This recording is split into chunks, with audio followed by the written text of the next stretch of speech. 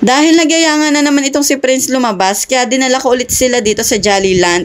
Itong Lego area na to, ito talaga yung una niyang pinupuntahan kapag pupunta kami dito. Mas bet ko kasi silang dalhin dito kasi napakalawak ng area at malinis. Sa mga gusto nga rin palang pumunta dito, located pala to sa Robinsons Palapala. 200 pesos per 1 hour nga pala ang entrance nila dito. Ang policy nila, 1 child and 1 guardian po. Pero kung 2 children naman yung dadalhin nyo at isa lang kayong magbabantay, pwede rin naman, meron lang kayong pipil up na way bill. Sa laki nga ng area na to, kukulangin talaga yung 1 oras na paglalaro ng mga bata.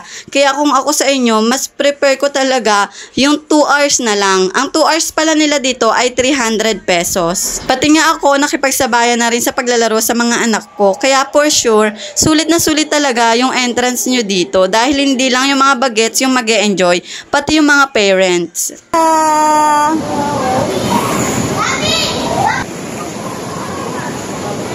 Meron din pala sila ditong food court sa loob na pwede nyong kainan in case na magutom kayo or yung mga bata. And meron na rin daw palang CR sa loob. Kapag pupunta pala kayo dito, huwag nyong kakalimutan magdala ng medyas. Matanda or bata, kailangan naka-medyas kapag papasok sa loob. Pero kung wala naman kayong dala, meron naman silang available dito na binibenta. Maganda rin talaga kung minsan dali natin yung mga kids natin dito para na-explore naman nila yung mga iba't ibang activities. Actually, marami pa talagang area dito na hindi namin napuntahan at hindi nalaruan ng mga bata.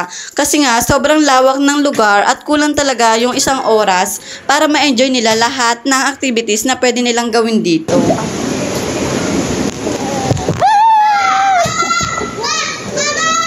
Kailangan nyo rin palang bantayan yung oras nyo. Baka kasi sa sobrang enjoy ng mga bata sa kakalaro, makalimutan nyo na natapos na pala yung oras na inavail nyo. Hindi ko pa naman natatry na lumagpas sa oras, pero I think kapag lumagpas ka sa oras na inavail mo, meron sigurong additional payment. Hanggang dito na lang muna mga mi. Salamat sa panonood!